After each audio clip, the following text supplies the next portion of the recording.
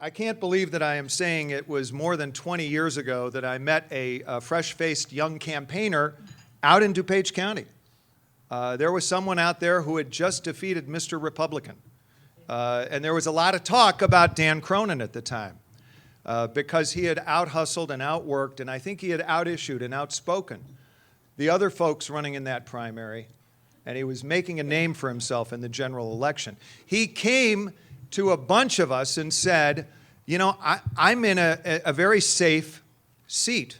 He was running for state rep. He spent 2 years as state rep and then the rest of the time as state senator. And Dan said just immediately, I'm in a safe seat now. I got nominated, so not even sure he had an opponent in the fall election. I've got money left over in my account. How can I help? And I think that really was a harbinger of Dan's approach to Springfield, where he earned respect on the Republican side, obviously, working closely in those days with Pate Phillip, but also on the Democratic side. So when Mayor Daley needed a hand on the Republican side for school reform in Dan's leadership period in the Education Committee, he knew who to call on. And now the voters of DuPage County have made the same call, and we're going to hear why. Let's welcome Dan Cronin.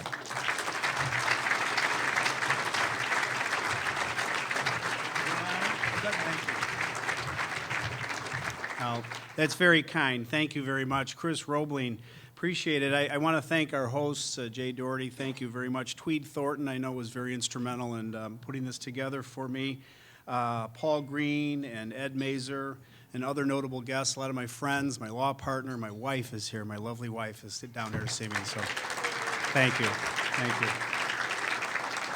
This is a special moment for me to be here at the City Club. This is, I'm humbled, I'm honored, and I want to share a few thoughts with you, if I may, about DuPage County, and then I understand we get to a Q&A. I'd like to share with you a brief history, if I may, of DuPage County, and this is only going to take a few minutes.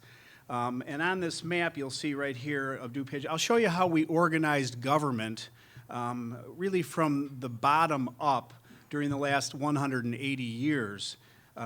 You can see the map. In 1839, the state legislature officially created DuPage County. You may not know this, and for those of you, you know, it's kind of a family secret, but DuPage was actually part of Cook County. And we don't like to talk about it much, but in 1839, DuPage County was formed, and it broke away from Cook County. And we formed the 9 townships, as you can see there. And it was decided that DuPage would be named after a French fur trader by the name of Pierre DuPage. I'm not sure why exactly, but I think that the founders believed that this would make the nascent county sound very sophisticated. So DuPage County was born and county government was established, 9 townships, 35 municipalities.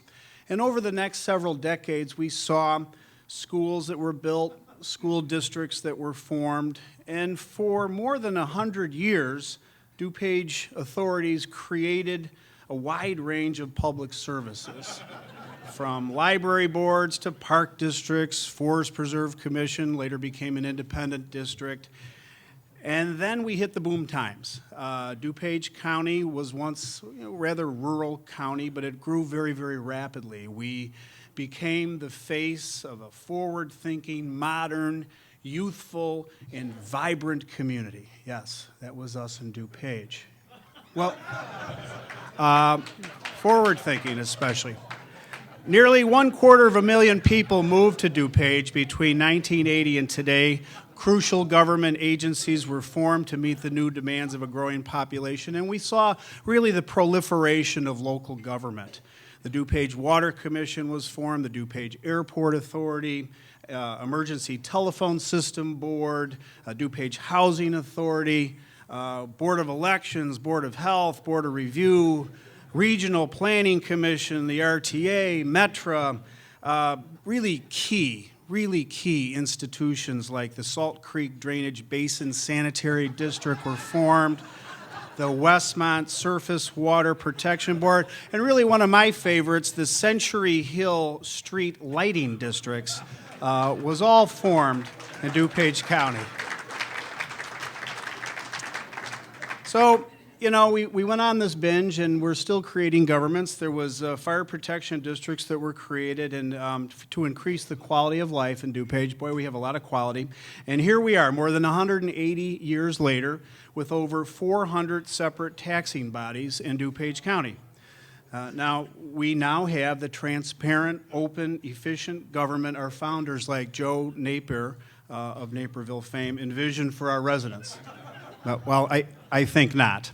Of course, I'm not here to criticize my own beloved home county of DuPage, but the fact is that the structure of government in DuPage is really no different and really no worse than a lot of other counties throughout the state. In fact, we make up a small part of the nearly 7,000 units of local government across Illinois. And as all of you know, that is a rather interesting and dubious distinction that we have here in Illinois. And I suspect, yes, if you looked at the state of Illinois map, it would look much the same.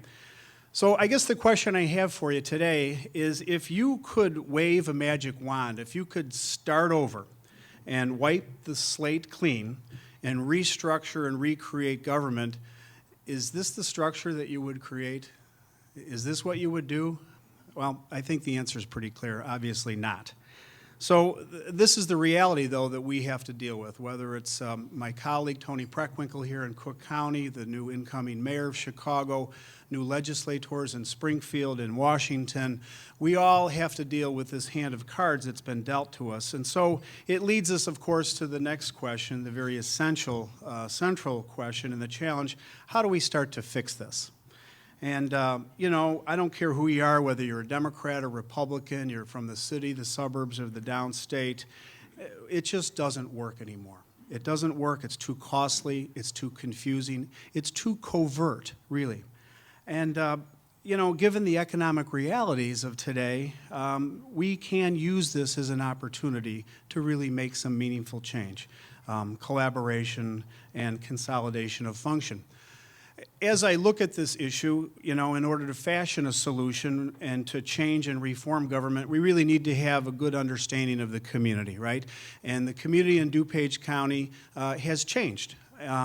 We know from the census data just recently that both the demographics and the population composition has changed. In fact, Cook and DuPage counties have a lot in common today. After 3 decades of rapid growth, our population in DuPage, from the period of time from 2000 to 2010, grew at less than 2%. Our African American population and Hispanic population grew by 50%. Our Asian population has grown by nearly 30%. And just as we're becoming more diverse, our population is aging. So this creates a whole new set of challenges, of course, that I enthusiastically embrace. DuPage County is dealing with an interesting phenomenon. It's called net migration. A lot of it happened in the city of Chicago and the county of Cook over years and years. People would move out to DuPage County to seek more affordable housing, open space. Well, that's kind of happening to DuPage now. People are leaving DuPage and moving into Kane County as they look for more land, less expensive housing. And, you know, one Chicago demographer sort of offered this observation. He said, Kane County is the DuPage of yesterday. That kind of hurts. It's sort of like the first time that someone calls you sir or ma'am. You know that your youthful days are over. And, you know, I think that's fair to say. DuPage County's youthful days of this population explosion with a lot of new residents is pretty much over. But I hasten to add that we have huge potential for economic growth, and our best days lie ahead. What are the challenges? What are the challenges? As DuPage County Board Chairman, I will take a leadership role in reconfiguring the shape of local government. It's clear that this structure is just not sustainable, and even though we in DuPage are in relatively good financial shape, unlike a lot of other public bodies, we have to prepare for an uncertain and changing future. Our revenues continue to be impacted by the double whammy of uncertain economics, unstable economy, and then the state's ongoing fiscal crisis, of course, has a big impact on us. Declining property values and foreclosures continues to happen in DuPage County. The industrial and office space vacancies trend continues and is expected to continue through 2011. Unemployment remains unusually high in DuPage at nearly 7%. And from a budgetary standpoint, we have several issues that we have to face, right? One is the revenue side. And although the sales tax revenues are up, and don't tell the unions that, we're negotiating with them right now, but even though they're up a little bit, the Civic Federation has warned us about grim financial projections that may continue into outlying years. Two, the expense side. Our expenses are growing faster than our revenues. Even though we have reduced headcount, we have to deal with double-digit increases in retirement benefits and health care costs. Three, the service side. You might be surprised to know that the busiest public aid office in the state of Illinois, the busiest office with the Illinois Department of Human Services is in DuPage County. The census data that we looked at reveals that our poverty rate has increased nearly 40% in the last 10 years. So the central challenge for me and for Paul and the DuPage County leadership is to balance stagnant revenues, rising personnel costs, and a greater need for services. Well, my plan is to act now and to prepare for the future and not wait for things to happen. We're already taking steps to address this. We're already taking steps. Right now, we are finalizing the components of a major budget analysis, a performance review, if you will. And as I mentioned, personnel costs represent the major driving force behind our spending. Pension funding is a problem. It is a problem for all levels of government, and we're no different in DuPage. Particularly offensive, of course, is this practice of pensions spiking. And this simply cannot continue. Healthcare costs, thank you. Healthcare costs is another area. The board is focused on it. They are studying it, and they will come back with recommendations. Special compensation, things like accumulated sick days and vacation days. Those days are over. We have to look at what is happening in the private sector, and we have to make sure that we're very sensitive to how things are done there. You know, I agree with New Jersey Governor Chris Christie, who offered last week that we cannot have two classes of people: the people who get the benefits and the people who pay for them. Our situation in DuPage isn't as dire or lopsided as other governments, but we owe taxpayers respect and consideration when it comes to paying for public benefits, no doubt. So how do we fix this? Well, we're talking about a shared services summit next week. I invited some folks from the room here to join us.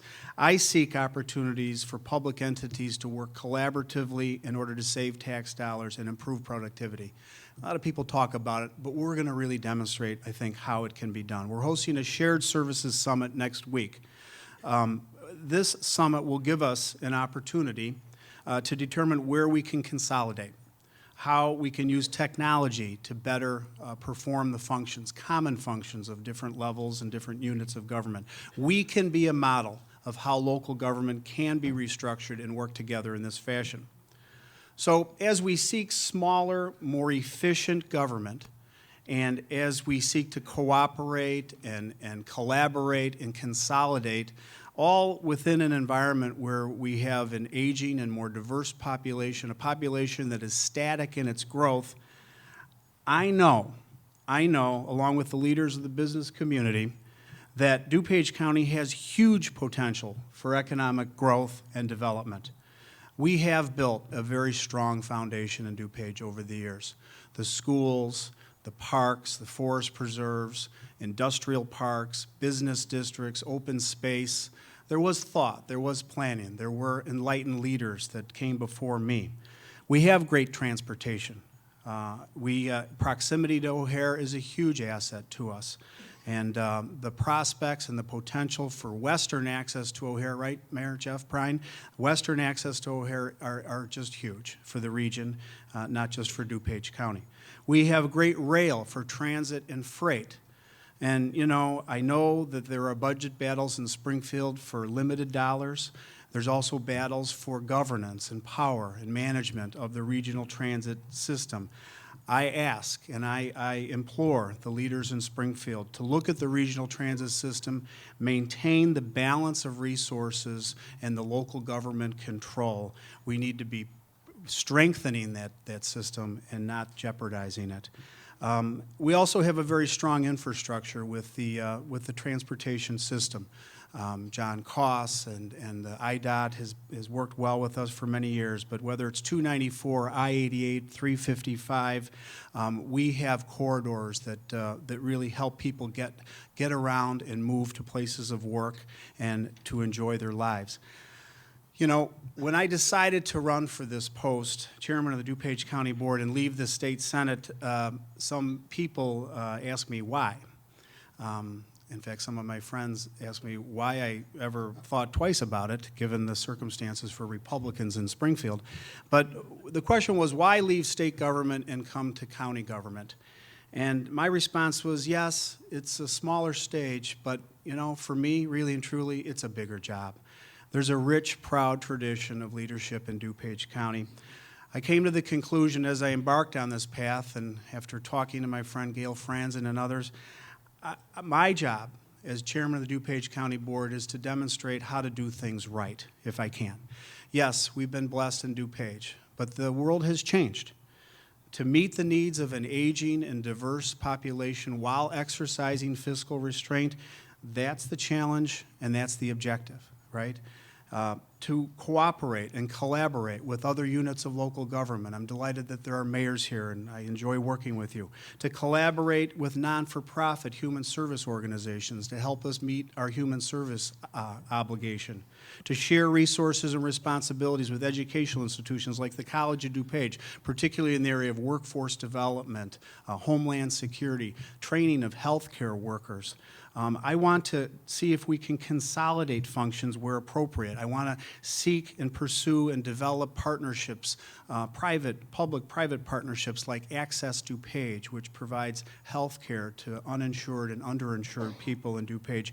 I want to aggressively pursue and embrace the mission of Choose DuPage. That's our economic development arm of the county. It's a public-private partnership, and they played a pivotal role in securing Navistar as a corporate resident of DuPage County.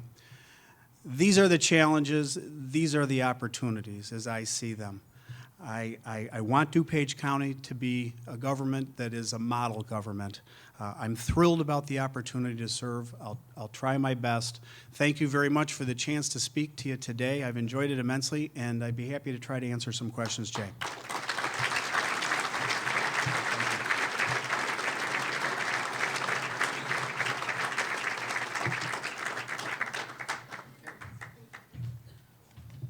Okay, Ms. Ginny over there if you have a question, raise your hand. Remember, legibility counts. We have young Catherine over there as well.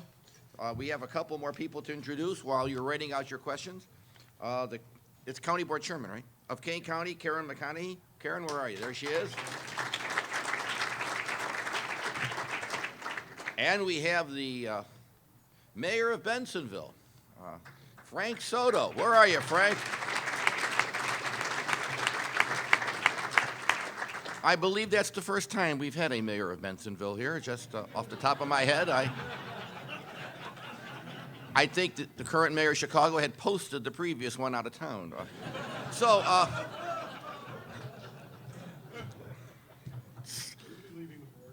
What can I say? No one has a question. That's okay. Well, anyway, we have questions. It just takes a while. I know he's a heavy hitter. Come on. Here we go. This is slow. Mr. Chairman, anonymous, and not even on an official question thing. Will you continue to host, and I could see why it's anonymous, will you continue to host that great Cronin corned beef and cabbage event for St. Patrick's Day? Yes, thank you very much. Happens to be this Friday at the Drury Lane. Cocktails at 6:30, dinner at 8. You're welcome to join me. Thank you very much. And you want to know why the City Club is cutting edge. Right, Houlihan? This is it. This is where, all right. Frank Paul actually has a question. How can you, as county chair, reduce the number of units of local government? Good question. Well, I know that reducing the numbers of units of local government is an awesome undertaking. I can recall working in Springfield years ago trying to eliminate school districts, elementary school districts, pushing for consolidation. That was like in the early 90s, and I still have scars from that. I have worked, and Mayor Bill Murphy's here today, and we're all working together famously, but I've tried, you can spend virtually your entire life trying to abolish one unit of local government. I think that the way to approach these things, at least in step one, is to seek consolidation of functions. So if we can promote the use of technology so that, you know, different agencies at the county government, different county-wide elected officials can all be on the same platform. We can all do payroll from the same computer system. We can all operate our back office administrative functions. If we can figure out uniform specifications for fire districts, so they're all not buying different equipment for different districts, I think that's the first step. The next step, I think, and we have had some discussions with folks at the Taxpayers Federation and the Civic Committee, and it involves sort of a incentive program, if you will. And I know that there are tough times ahead. I know, you know, fiscally speaking, and the state government is struggling with how to make ends meet. I know that it's no accident that the local government distributive share was not increased with this temporary income tax right now. Maybe the local government distributive share ought to be a portion of money that's set aside to help incent consolidation of government. So we're talking about it. I'm interested in it. It's very important to me. I think it's the right thing to do. I know that it's very difficult. I know that there are some huge barriers out there. And I think that right now our obligation is to figure out how to work together to consolidate functions and to see where we can not overlap with different services that are under our immediate control. Unbelievably, I made a mistake. It wasn't our Frank Paul. It was Paul Frank. Paul, where are you? Sorry about that. I get so many great lines, but I can't give them. I have a question, since no one else seems to have. Cowards die many times before their death. Well, they probably all have RFPs, so that's right. They're taking it easy. My question will be a Chris Roebling question, which will need a preface. The reason Illinois has so many governments is because the people who run the all general purpose governments, county, township, and municipal, which have more than one purpose, are basically cowards. That every time they wanted to create some kind of new system, instead of saying to the taxpayers that they're going to tax them, they create a new body and blame it on them. And so that's why in Illinois, if you're not an elected official, you're a hermit, because we have so many thousands. And so my question is, one of the ways you can start this, Mr. Chairman, is to find those units of government with the least number of precinct committeemen. How's that, Mr. Durante? Is that pretty, I thought so. I'm not sure that's a question, but yeah, I, you know, even in the role that I have this responsibility of appointing people to various boards and commissions, and it's rather significant. And I think the question is, and the issue is, one of accountability. So all these different bodies that I mentioned in my opening remarks, different taxing bodies, different authorities, you know, I think they're all doing a fine job. But frankly, I don't know, and that's a little frightening. And there's only one connection in many respects to these appointed bodies. It's the appointed authority who runs for office, and that would be me. So I'm looking for tools. I've engaged in some discussions with my former colleagues in Springfield about how to gain some measure of oversight with the various boards and commissions. You know how it is, Karen. You appoint folks and good people, no no implication here, but, and they come back and typically they give you an annual report but I don't know what the personnel policies are in a lot of these agencies. I don't know what the contracting practices are. I don't know what kind of expense account, systems so I think we need to take this thing to the next level, and we need to have some kind of board and commission oversight officer, not as a threat, just as an opportunity to really find out, what's going on, and let's be a little more transparent with these different groups. We have a couple of questions, they're very good ones. And by the way, one of the ways you can consolidate is, why don't you think about re-annexing yourself back to Cook?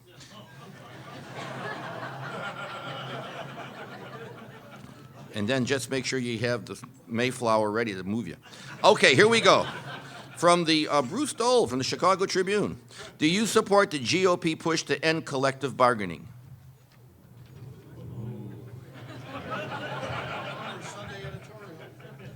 Well, I liked your editorial that was in the paper. I think you struck the right tone and just the right balance. There's an opportunity to take on collective bargaining. Sometimes it's appropriate, sometimes it's not. I like the examples of other states that don't have collective bargaining and they still have some huge fiscal problems.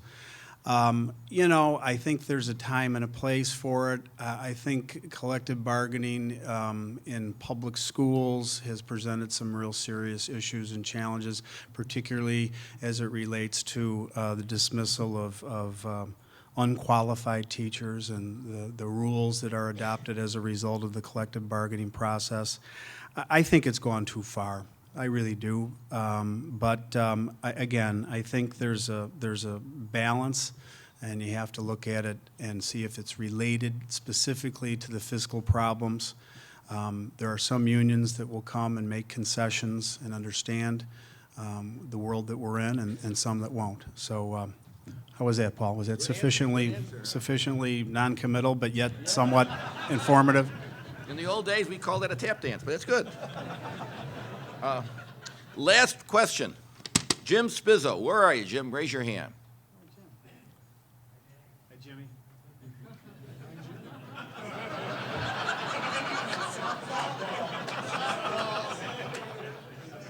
I know from my own experience as a speaker, I would never plant or stack the audience. This is from Jimmy Spizzo. Any plans for cooperation between DuPage County and the city of Chicago? Care to elaborate? Thank you very much. The city of Chicago is a really, really important neighbor, no doubt about it. In fact, I've made an effort over the years to reach out, and have been delighted, and I've been lucky to have a good relationship with Mayor Daley. In fact, talk about the corned beef and cabbage. I'll never forget when he came to my corned beef and cabbage. We didn't advertise it ahead of time. I had invited him. He committed to come like a day or two beforehand. It was in 1996. You remember that, Diana? And he came. He said, "Cronin, this is the first time I've come to a Republican fundraiser in DuPage County." And we're walking in together. We get about 1,000 people there. He walked into the room, and they stood on their feet. And he was very well received. What's the point? The point is that whether it's Western access to O'Hare, whether it's expansion of O'Hare, whether it's public service or human service needs. I was with Tony Preckwinkle a couple weeks ago. We talked about public health and health care and some of the strains that she has of people coming to county hospital. We in turn have strains from people from Cook County coming and seeking out services. We have some expertise in mental health issues and services. So it's vitally important that we work with the next mayor of the city of Chicago and work with the city. Rosie Andolino was here earlier. We're going to follow up and have a meeting and talk about Western access and the airport. So no, I mean, the old days where Chicago was the enemy and DuPage was out in the hinterlands. Those are long gone. We have to work together on a regional basis, and I think that's what people expect of us, and that's what you got to do to get things done. How about a